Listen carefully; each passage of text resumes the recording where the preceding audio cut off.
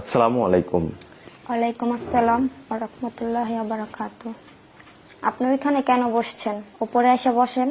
না, উপরে পরে বসবো। আমার কিছু বিষয় জানার আছে, যখন আমি জানবো তখন আমি উপরে যাই বসবো। ও আচ্ছা, ঠিক আছে, বলেন। আচ্ছা, আপনার সাথে বিবাহের সময় কত টাকা দেনমোহর করা হয়েছিল? 2,00,000 টাকা। 2,00,000 টাকা। কত টাকা দেওয়া হয়েছে?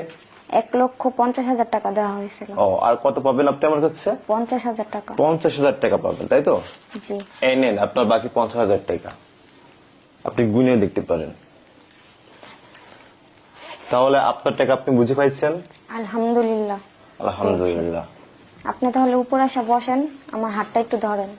অত গণ পেশাল দিয়েন না, পেশাল কম দেন। এখন আমার কিছু জানার আছে আপনার কাছে। আচ্ছা, আপনি বলুন তো, ইমান কাকে বলে?